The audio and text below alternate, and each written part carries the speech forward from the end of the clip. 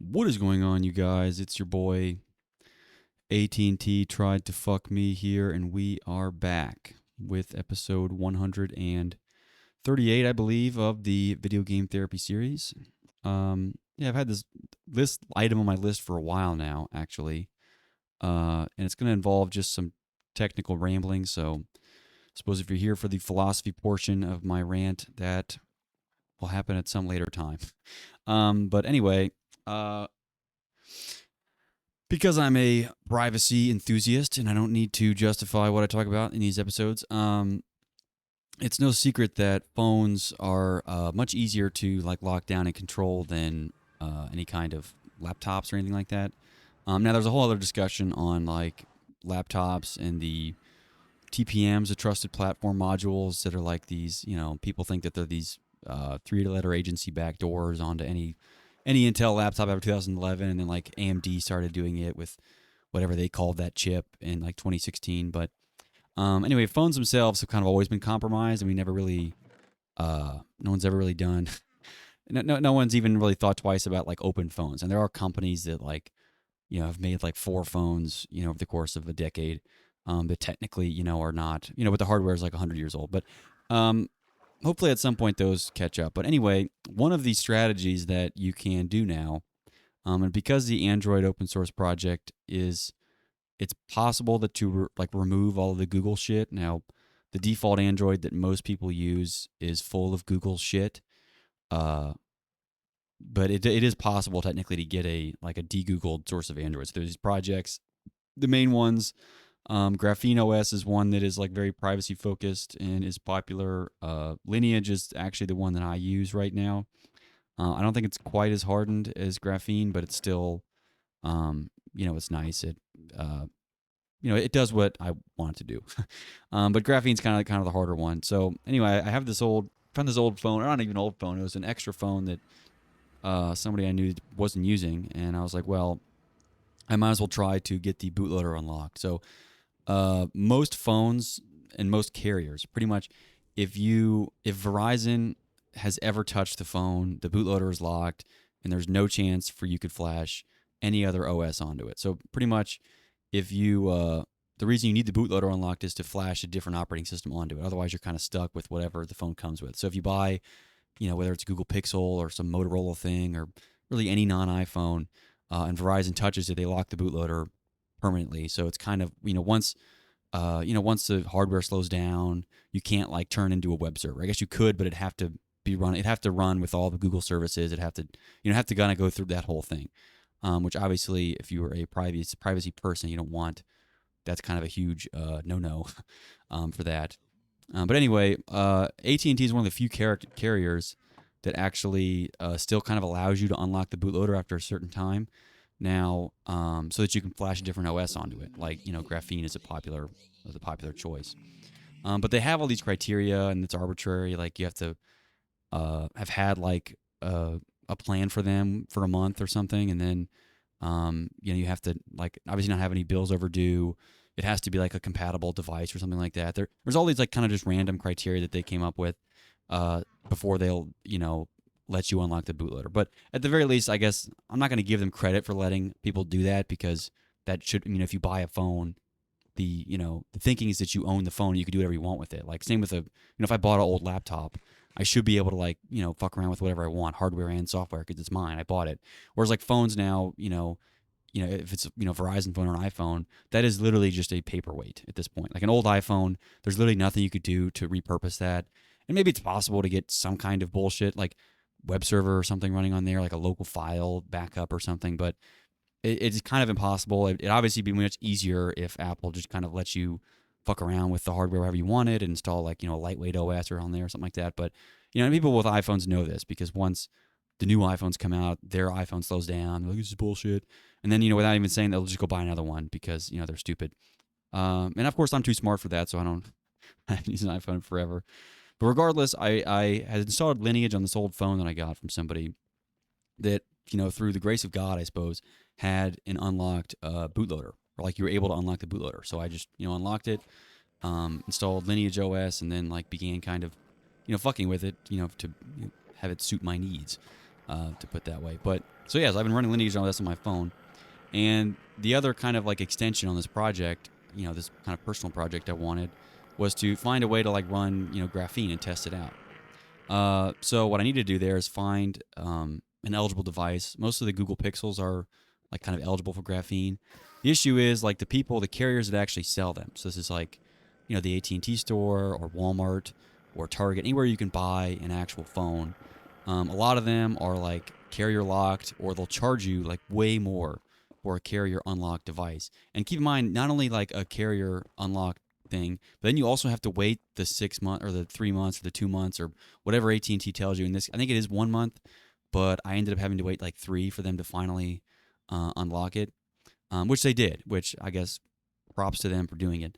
But the funny part is during like my call. So I called the technical support, and I'm gonna try not to do a racist Indian accent here, but I might have to at some point because it's funny, and this is legitimately what the guy tried to do.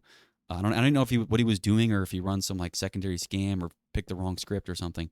But I called him and he picked up. He goes, "Hello, this is Diego, AT&T. How can I help you?" He said his name was Diego, which is funny because like that's like a Hispanic name, right? Why like the joke is that like Indian people pick like the white names like Mike or something or John, which like it's not their name, but it's still like it's funny. But like Diego is like very patently not an Indian, not like an American name, and certainly not an Indian one. It's like it's totally a Hispanic name. But either way, he thanked me profusely. Like every time I would get back on the phone, he goes, "Well, thank you very much, sir."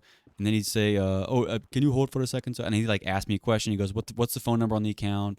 What is your IEMI number? So you do that, ask me a question, then he'd like, all right, let me speak to my manager. And he'd go back, and he'd go back and forth and back and forth and back and forth. And then he comes back on once and he's like, hello, sir, can I have your social security number for identification purposes?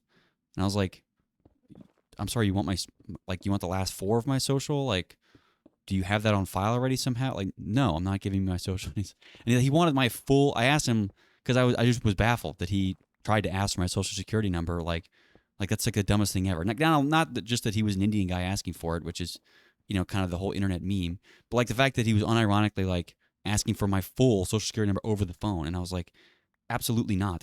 Absolutely not. And then of course he's like, okay, no problem.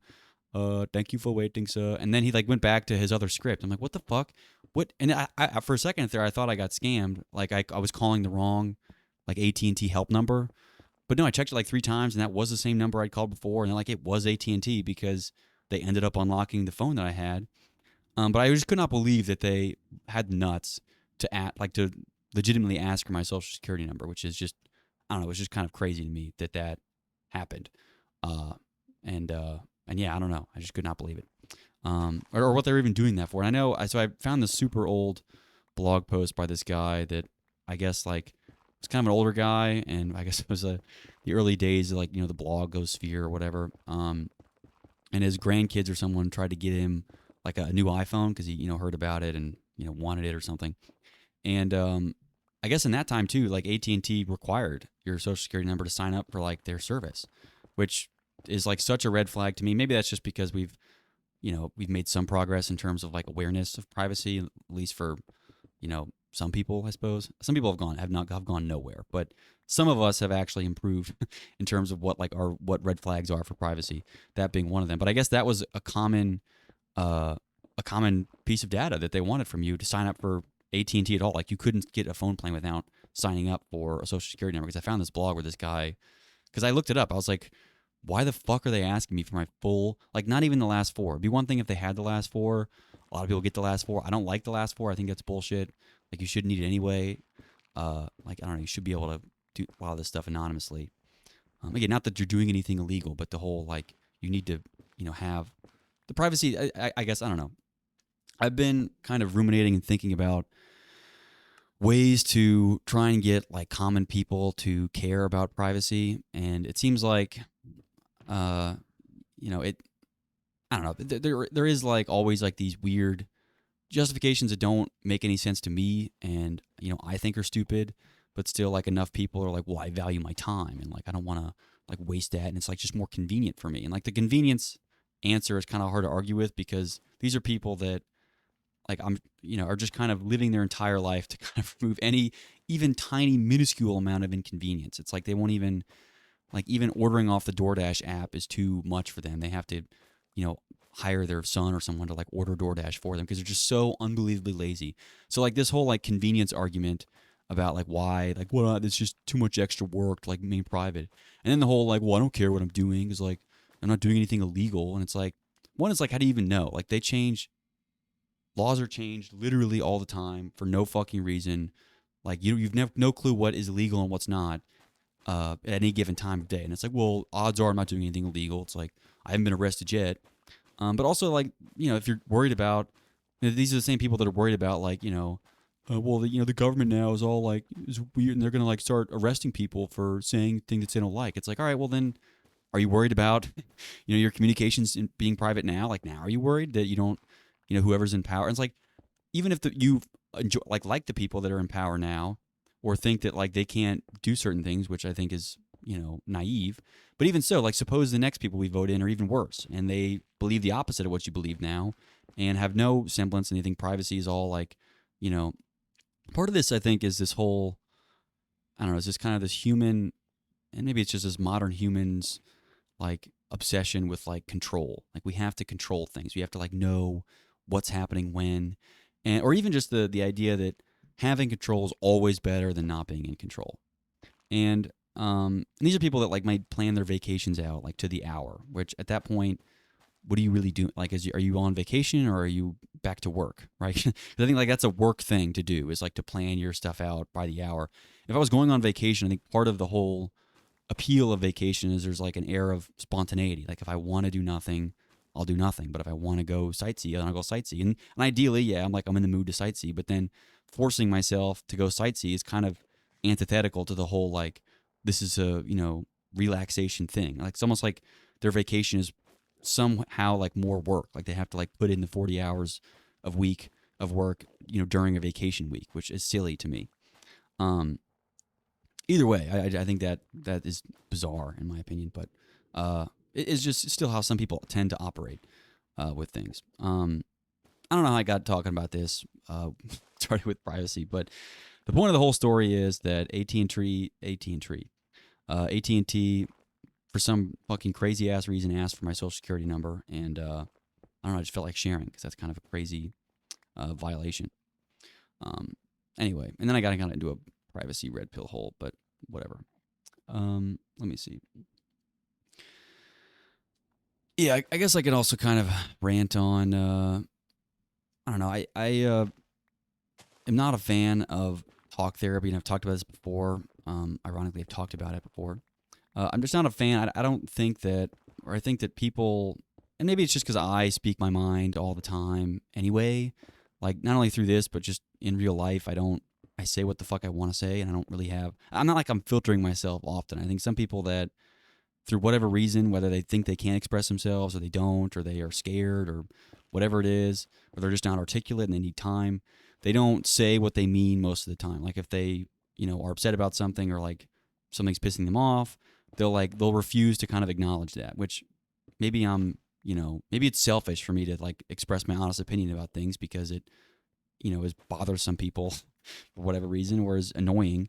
I don't care. I think that's just, it's healthier for everyone if they just speak their mind, good and bad things, because even so, it's like I express my mind and you express yours, and then maybe you can actually change my mind by expressing your real opinion. Versus like if you're scared or you back down or you refuse to kind of engage any opinion that I have, then and neither of us are better off because I just am kind of shouting at people I think agree or at the very least aren't going to say anything, and then you're kind of repressing things that you need to say or just need to get your need to speak your mind or something. But I don't know, talk therapy is very common these days for people, and I think part of it is because they don't get a lot of time or they don't allow themselves to speak their mind. The thing is, it's not like, well, I can't say what I want every day, otherwise like I'd be in trouble all the time. It's like, well, then I would analyze what situations are you in right now? Like what are you in every day that you really feel like your true opinions and you can't be expressed? Like what is the environment such that you are having trouble expressing yourself and being honest around others? Like I think that's kind of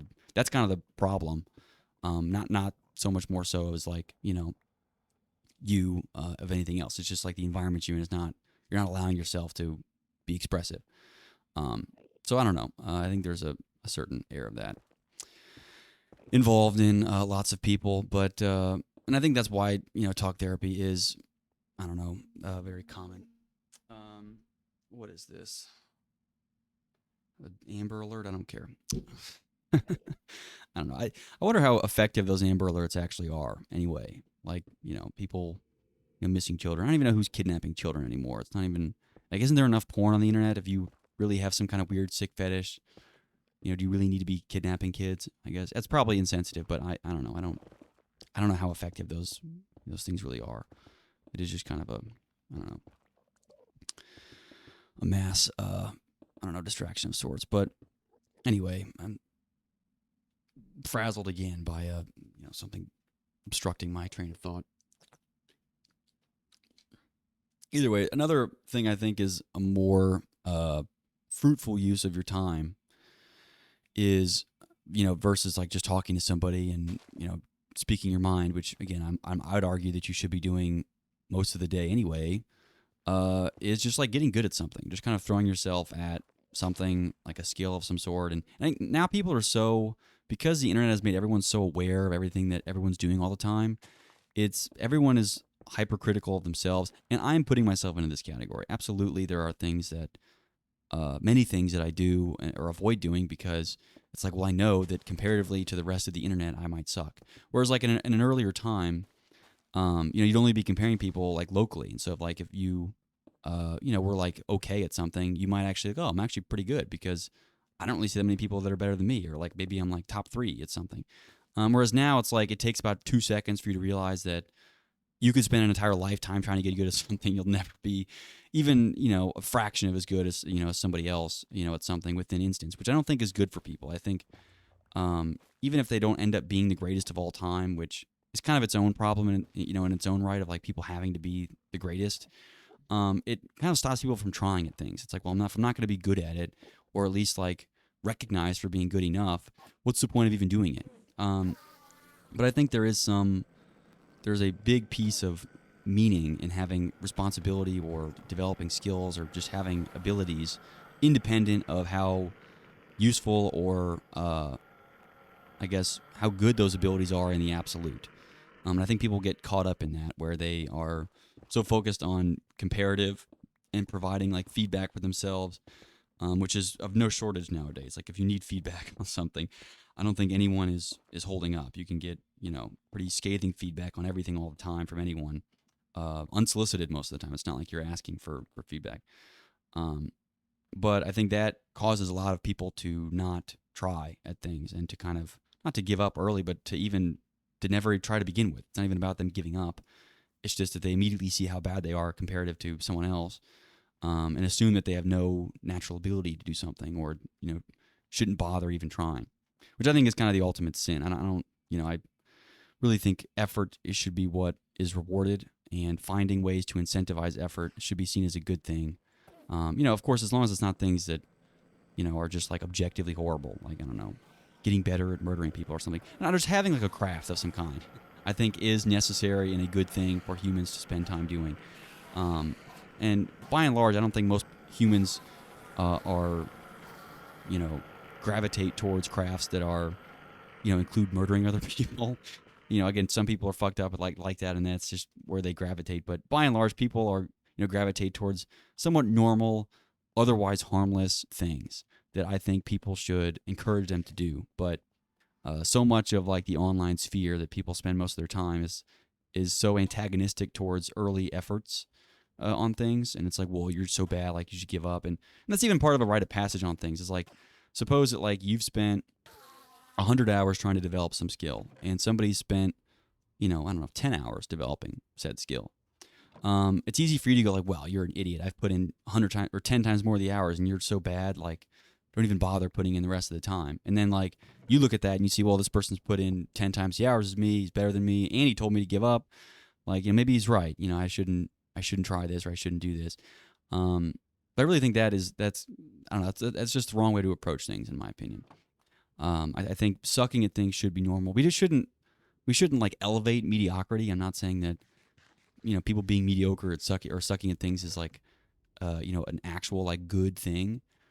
But I think we do need to, you know, appreciate efforts, like early efforts, and not, immediately shut people down on things. I don't know. We just need to reward effort more so than trying to shut people down, because it's easier now for people not to try anything, and I think that's kind of a sad. That truly is the real casualty in all this, is people not, giving up, not trying on things. But I don't know. Anyway, I'll move on to something else. Yeah, I was thinking about just like these different, domains. For some reason, I love trying to categorize and think in these very like, broad yet very abstract terms. And I don't know why I'm so drawn to this, but and it's like, I guess abstract and broad kind of mean the same thing, but abstract terms that are still like useful in terms of categorizing, either behavior or knowledge or pursuit of some kind. And I kind of came to this like, these three overarching areas in which humans or which people can like put their efforts towards.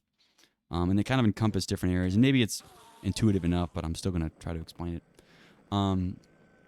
The three areas being the material, the artistic, and what I just kind of called the psychedelic. Now, these do overlap a fair bit. Material is kind of self-explanatory in the sense that like you're trying to contribute to the very like a direct material future. So this is like scientific research of some kind, or like building a new computer chip or something, or improving a car battery. Like all those would be like objective pursuits, like to the to the material. The second like is the artistic, and this is more of like the trying to expand or understand like the human. It's like a reflective acknowledgement of the human experience. So it's inherently very reflective and I won't say philosophical, but it's reflective based on the human experience. So you're trying to think about the human experience and reflect that, and then create some work of art that represents some facet of humanity that is otherwise difficult to articulate. And I think that's like the artistic. The last one is what I kind of call like the psychedelic, and this is just like almost like the unexplored territory. Now, many of this used to be like, I guess like ideas that were even like thought impossible by even material standards, but now it's almost ideas impossible to conceptualize by philosophical standards. So we're far less material in like our pursuit of the psychedelic than we would be otherwise. And I don't know, I don't necessarily mean like drugs psychedelic with this. Like I'm not saying that like you need to be tripping acid to like contribute or to think in this area. I think more so it's just like maybe instead of psychedelic it'd be the more purely philosophical, where it's not like you're not reflecting on the existing human experience, but you're instead trying to think of new you're trying to break new ground, for artistic expression. It could be a new kind of realm of the psychedelic. And I don't know, I just think people's lives and their contributions towards the greater humanity can fall into one or more of those categories. And I think that's just a way of I don't know why I always think about these trying to categorize things, but that is just kind of the tendency I have. But anyway, those are my three that I thought was interesting, and kind of these human directions that you can contribute in your life. And there's just kind of these and you don't have to, there's no like straight path. There's obviously people that are more straight shooters in terms of material, but there are overlaps of the material and the artistic, and the material and the psychedelic. Like material artistic one would be like a new art medium. It's the same reflective thinking about but it's in a new medium. Maybe it's a digitalized medium or some kind. Whereas the psychedelic and the material might be like, I don't know, new drug or something that actually gets you deeper into a different state of thinking. I don't know. There's just I think that kind of encompasses a lot of my unknowns, and part of it being trying to uncover things that we don't know is just kind of a way to cover my own ass. But anyway, I'm gonna move on to something else too. Like I've tried to document, or at least attempted to do, the past, year or so, or probably even more than that. Actually, it's just kind of increased my foray into the humorous and the ironic, or the satire being one one big direction of humor I think is fun. And I was thinking about like irony and and anytime anyone throws out like, oh, there's a postmodernist, Marxist thing, or I always forget what postmodernism even means most of the time, and then I look it up, I remember, and then it just kind of goes over my head. But either way, uh, David Foster Wallace was this, I guess, kind of this modern-ish philosopher that of course he ended up killing himself. But he talked about how like the limits of irony being like the lack of sincerity in postmodernism, or using irony. Basically, it boiled down to irony being kind of a limited means to kind of derive out or to be critical of reality. So irony is kind of limited. Irony can kind of call out the hypocrisy in something or kind of challenge, maybe what is a kind of a accepted idea or notion, but it can't really do anything to ameliorate or improve the situation around that. So, by his argument, irony is not very practical, meaning that you can, being ironic about something or using irony to kind of disembowel or kind of cut down, some kind of authority or something. But it's inherently limited in doing anything beyond that. It's not really meant to be taken serious because you can always kind of meet irony with more irony, which I get that part of it where, irony is kind of inherently limited because you can always double down and just use more and more irony to the point where you don't really mean anything. Like there's a whole like circle of irony. Like once you become so meta ironic, it's no longer ironic, but it's sincere. And then it becomes this like confused meta irony where you're not even sure what is sincere or not. It like nothing even makes sense. Which I think is a thing that we should avoid. Socially, we shouldn't devolve to a culture that is, purely meta ironic in the sense that you don't even know what anyone believes all the time. That's kind of what a lot of younger Zoomers fall into. I think is this like degree of meta irony where you're like, yeah, you don't take anything serious, but you're not even sure. Like what they say sounds serious, but it's not. But then you don't know within that what is serious and what isn't. It's just very, it's difficult to believe in anything in that way. But I think one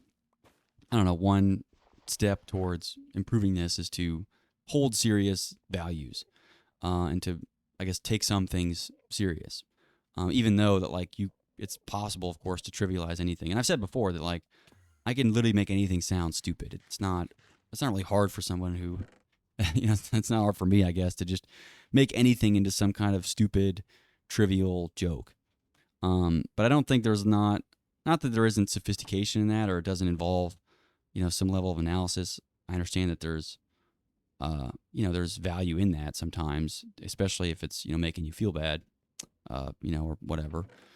But I don't think it's very helpful to then accompany, trivializing things or everything really, accompanying that with like a lack of seriousness. So I think trivialization of anything can be good, or at least like kind of dethroning something with irony is good.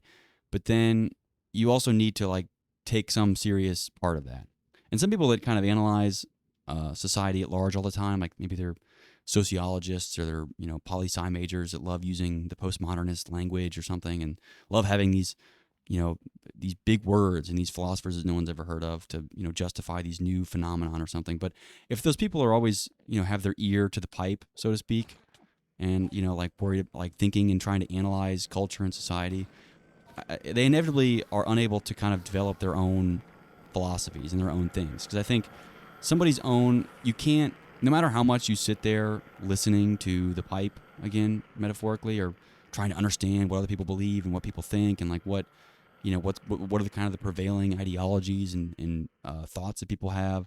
Like the more you do that, the less time you have, and not the less ability. You might have a better ability, but the less time you have to really analyze what you even think about something. So it's one thing to kind of like, put this into an example, like, oh, it's one thing to be aware of, like this whole like gender dysphoria argument, and like, should kids know about it, or like, when should we tell kids about this, or like, how does it, impact kids? Like, is it bad? Is it good? And of course, people have their own opinions on all of this. But if you're so busy worried and trying to figure out what the cultural zeitgeist is on any particular issue, you invariably haven't spent much time thinking about it for yourself. Now, you can listen to other people and be like, well, I agree with him. I just think what he thinks.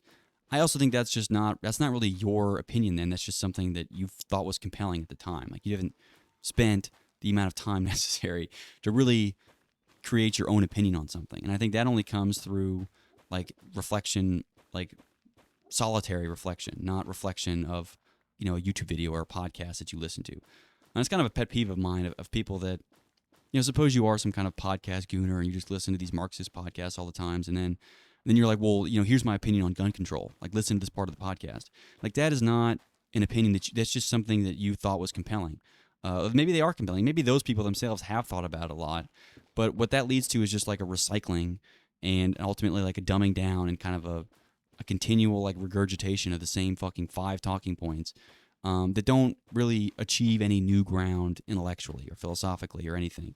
That doesn't mean that they're like inherently bad points. Like they could still be strong arguments, but you haven't achieved any new ground yourself, and you haven't really appreciably considered that issue. So that's my problems just with sociologists at large, or people that kind of, listen, closely to what society's saying about certain things. I think they invariably have very underdeveloped opinions or philosophies, and that's ultimately like I think the important part is having a philosophical backbone on things to fall back on, and that's kind of where as you get confused in things, you need something to fall back on, and that more often than not should be what the philosophies you believe, and you don't need to have like no matter what. Again, I can trivialize anything, including a philosophy of yours, but at the same time, you still have to have them. It's kind of a requirement to be to live autonomously, versus just kind of I don't know saying what other people agree with or believe or whatever sounds cool or fun or something.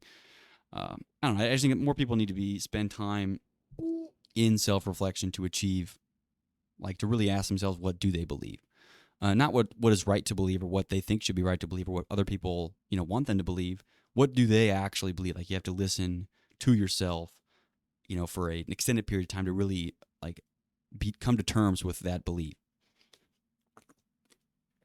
Which sounds wishy-washy, but still, I don't think that consuming like more information on things. I don't know, just like the gluttony of information available makes solitude like increasingly impossible. And no one's really, because of like, the economy of our digital lives is all about like attention.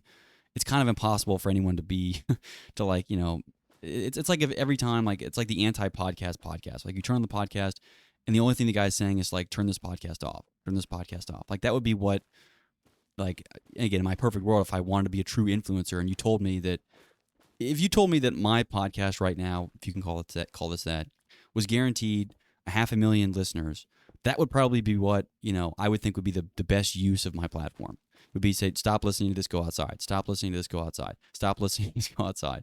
Think for yourself. Don't listen to what I have to say. Like why, and I realize that there's some amount of value in like sourcing other people's opinions or appreciating the wisdom that comes before you, but there is also kind of a dance with this where, I don't think that even the great thinkers of our time spent all their time reading the old great thinkers. There is, maybe that's kind of what school is for, but there should be some healthy balance between, again, kind of time thinking for yourself and time reflecting with others. And I think the balance right now is so far skewed to like what other people think. Like, well, this smart person thought this, and like, well, you're not as smart as them, so like you must be stupid. It's like, no, I've at least come up with my own opinion on this, and I'm able to kind of argue my point because it's what I think and it's what I believe. I don't care like if he has another, piece of paper that justifies his belief, better than mine. In your opinion, you still have no opinion. You didn't develop any of this yourself. Like you just stole, or you didn't steal it. You just kind of adopted someone else's idea on something, and then you're parading around that as if that's like a valuable opinion or something, something that you thought of or is whatever. I don't know. It's just not a way to live. I don't think. But I don't know. Anyway, yeah. If this podcast does get 500,000 views, that's the only kind of takeaway I want you to have. This is stop listening to this, go outside, or talk to yourself for a while. I guess I was talking to myself, which I do often. I'm kind of a proponent of talking to yourself. I think that's quite normal. I don't really trust somebody who doesn't have this, either an internal monologue or like, an exologue, like someone legitimately like speaking to themselves about something or like, saying out loud. I'm not saying people should be commentating, their whole life. Like, oh, what about this, chat? You know, like as they're, you know, taking a shit or something. Like people need to have, you know, there's some healthy or, you know, more okay ways of talking to yourself than like a, you know, a true schizophrenic. But regardless, I talk to myself a lot, and my voice does get boring. I don't think my voice is annoying. It's not like squeaky. It is kind of it's lower, but you know, monotone still, and it's not. You know, I can't really talk much with pitch, and that is kind of why I gear where I lean towards irony as a thing, because I think my voice it lends itself to irony much more than like being genuine. I can't be like, wow, like can you believe this? I don't believe that myself. Like I can't even really sell myself on like that being a tone that I can use. But because my voice is boring, I tend to just like do impressions a lot. And I don't know, I'm kind of hoping that humor makes a comeback with impressions and doesn't like, you know, kind of make everything racist. Because I did an Indian impression earlier, and I think it's fun. And if my voice, you know, was fun like that, I hope other people would do impressions. But I don't know, the culture now is kind of that, you know, you're making fun of somebody trying to appreciate or trying to sound like them. You know, which is, I guess, one way of looking at it. But then the other way of looking at it is, you know, to have empathy truly is to maybe even practice the way they sound when they try to speak their second language, the same way that like you would practice trying to, you know, empathize with, you know, somebody of a different race or different background or something. I don't know. Empathy does kind of go both ways, and you don't get to choose how empathize with something. Like you might empathize with a thing over a tweet or something, but maybe I empathize by doing an accent of something, and that, you know, really helps me get into the inner mind of a different race or something. And I don't know, race ideology is so fucking stupid in my opinion. It doesn't matter at all. Fucking white, black. It's all like the abstractions that I always fall. It's money. It's like that's where the big delineators are. It's like I don't really feel that bad. Like just for like a black person at large, like just all blanket black people. Because I know that that's not like the true struggles in modern world. Sure, I'm not talking about slavery 100 years ago. I get that, but that's over right now. There isn't slaves anymore. The people who are still suffering are the ones with no money, not like some black guy with $10 billion. I don't really feel that bad for because he's black. Now, like, sure, if like he has other things I could feel bad for, sure, whatever, I can get that. But like the very fact alone that he is black is not grounds for sympathy for me. And I'm not saying that I like if you're poor, I automatically feel bad for you, but that I feel like is a way better way to delineate like who even deserves sympathy. And then the other half of this is like I don't even know is sympathy even that helpful? Like I've made this joke before, but like if I'm in the hospital and you're like, oh, I'm thinking about you, I'm like, great. Like, are you going to pay for the bills I have in the hospital, or like are your thoughts? Is that all you have to offer, or just thoughts? Because they're kind of worthless. I mean, you know, no offense. I mean, I guess thanks, but like you thinking about me doesn't make me feel any better. And maybe some people do, like, you know, they kind of get off and like are happy that people feel bad for them. But I don't want to be felt bad for. I don't want to be a victim. I don't feel better. You know, if I'm sick or my leg is broken, me being a victim, you're like, oh, I believe you're a victim. I'm thinking about you. That doesn't heal my leg any faster. Like, you know, if you want to, you know, give me drugs or something, there's just so many other ways to like show that, like, to actually help somebody. You know, it's like one thing to, you know, I guess if you want to make me a meal, then like that would be helpful. But like besides that, telling me you're thinking about me doesn't do anything for my ailments.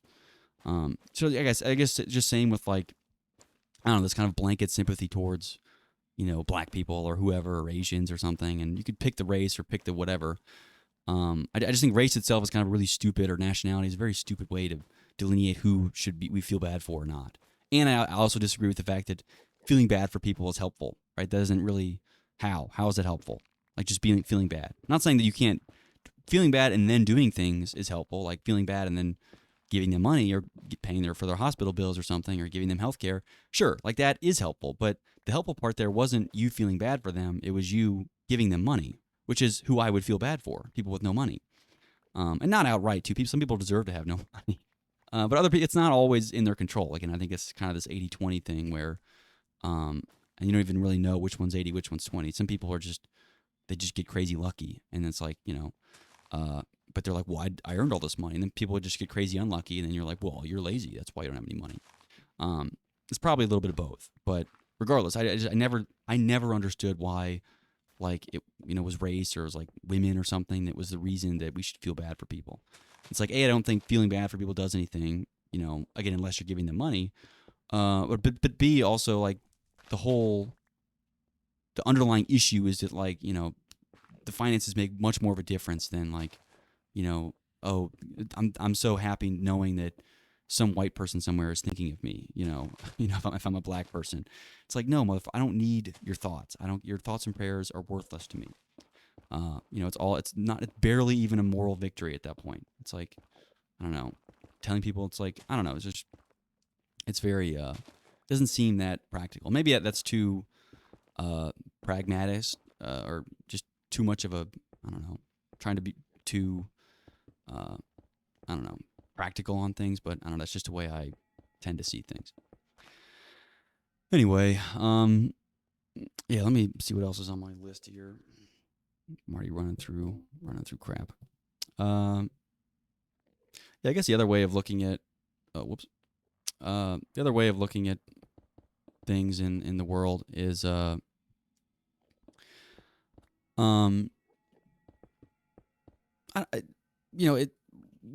I've said before, we have this gluttony of information. Everyone's kind of inundated with things all day long, and you're kind of shamed if you don't. Not even really shamed, but you always feel like you're missing out on something if you're not up to date on what's going on. And the truth is, like I said before, most of it's all fucking garbage. You don't need to know. Ignorance is truly bliss in this scenario, where whereas information used to be very difficult to come by, and you'd only get newspapers once a month or something, like you couldn't afford it, like that information meant a lot. The information now is so, the supply of it is so great that it is worthless, or just next to worthless. Like, sure, it's not, maybe like you can justify like the little cashew of information that you're getting is like the reason, but it's like the equivalent of getting 1 gram of protein from eating 6.5 pounds of kale. It's like, all right, what? Yeah, you got 1 gram of protein, but you had to muscle through 6.5 pounds of kale to get that 1 gram. Do you really think that juice was worth the squeeze? So stop squeezing if that really is. It's like, or they just have this warped idea. It's like, well, I feel full. It's like, all right, well, you just ate lettuce. You didn't really. There's nothing there. And like, yeah, your stomach is full of something, but it's not sustenance. Like, you're going to be sick if you're just eating, pounds and pounds of kale. And kale itself is fine to eat. I'm not saying this is all metaphorical, of course. But I don't know, people just mistake that the fact that they're eating a lot and like they've got maybe something useful out of it. But almost never does anything that they consume have any bearing on their day-to-day life. Like and it's hard for people to realize this. It almost, takes them to realize it themselves. Which I've said before is kind of the whole crux of learning. Like, learning has to happen inside the person's head. So no matter how like much whatever medium you want to teach somebody, if they're not willing to open their mind and accept a new idea, whether that idea comes from a book or a podcast or themselves, they're not going to learn anything. Because technically the only real vehicle you need to learn anything and everything is just your own mind. Like, you have to understand and you have to accept some truth. Now, the thing is that other people and books and stuff have lots of other people thinking about things and then scientifically testing them, which really speeds up the process of trying to learn things, because it'd be hard to learn like physics or something just sitting in your room meditating. Although it's technically possible. Like, it's very unlikely that you would learn it in the same way, or you'd learn it at a pace that was reasonable. But you could still technically learn all of it sitting in your room alone, just thinking about things, and then using kind of prior derivations to derive new ideas. But that is, again, inefficient. So then the improvement in efficiency is like, A, again, getting more quality source material, but then B, also allowing your mind to be open to ideas from other things, which I think needs kind of its own space. Meaning that you can't like fill your mind up with stuff all the time and expect it to just eat it. It's like you need to give your body time to digest food. So in the same way, you need to give your mind time to digest ideas. You can't just keep shoveling stuff into your mouth or your mind, hoping that something comes out. And I think now people are so there's so much gluttony with information, and that's the word I'm coming back to, that people are unable to digest things and have this, as I've said, information obesity, where they're pretty much just all day they're just binging on stuff that is pointless. It's low quality. They're not really giving themselves time to digest or to, flip ideas over in their head, which is part of what this whole thing is for me, is a chance to kind of get these scattered thoughts, which, I will submit are quite scattered, into something that is more digestible, or ideas that are more, are both my own and, more thought out. I could go listen to 10 podcasts, write a bunch of shit down, and then just vomit them out to this fake audience of people listening. But how does that help anybody? Like, that's just, A, these are not my ideas. B, I'm not really adding anything or transforming them or even thinking about them in any appreciable way. I'm just, again, vomiting them back out to people. And I think that's it. I think A and B. But I'm not giving myself a chance to really digest anything here. So I don't think you grow unless you really get a chance for your, the muscles to repair, again, metaphorically, or for the food to digest. And that is kind of what I see as a main issue in today's information society. Anyway, I guess I'll move on to a new idea that I can digest. Let's see. I guess also with the information we have, so much of it is so far from actionable that instead of people realizing that, like what I see every day just is pointless and is not an actionable idea of any kind, maybe instead of, realizing that it's like, maybe I'm just consuming garbage. Instead, they're like, well, everything is stupid. Like, everything sucks. Like, we're all going to die. Like, climate change is going to kill everybody. And like that, walking around with a gun in your mouth is not going to be the best way. Like, how is that helping you or the environment? I don't know that is really the attitude to have about it either. And I think instead of, seeing all this content that makes you sad or depressed or cynical about the world, even give yourself time to consider these ideas. Fine. Let's seriously consider the implications of, let's say it is a climate catastrophe. And, in 5 years or something, the whole world will be uninhabitable. Humans will no longer exist. We're all going to die. It's over. Okay, let's just assume that is the case. Again, it's arguable, but whatever. Is your job now then to run around and tell everybody that? Or does that help people? Suppose if they knew that and everyone adopted that fact, would that make the world is that going to improve the odds of things not going that direction? Or even if, is there nothing to do? So if you're to do nothing, then it would be to not even, that would be even a better thing to do than to, to believe that. But then the real smarter thing to do would be all right, well, having that idea doesn't even help me. Because it doesn't make me a more capable person to deal with, problems in the apocalypse that, you presumably have convinced yourself is going to happen. So then what, is that belief even real? But B, then what is the implications of believing said thing? Is that really going to be a helpful thing? And I think we need to disregard this idea of perfect or absolute truth, and the accompanying kind of things all being relative with morality. I think we kind of need to accept more relativistic truths as well as more absolute moralities, in terms of things that are good. And I think we kind of have that backwards. That I think, and that's actually probably a really interesting idea that I need to, unpack more. Let me just try to say that again. We have our moralities are more relativistic, meaning that they can be truth or false depending on, context. But then I forgot even what I said. Either way, I'll look it back and maybe I'll write a blog about that because I do think it is interesting. But anyway, almost at time here now. I guess I'm not really sure to talk about this last minute here, but I guess I could say this about just Minecraft as a whole, because I always feel like I need to have to justify the fact that I'm still playing this stupid game, and it's not even really I enjoy this or I play this a ton of my free time. I don't come home at night ready to play Minecraft.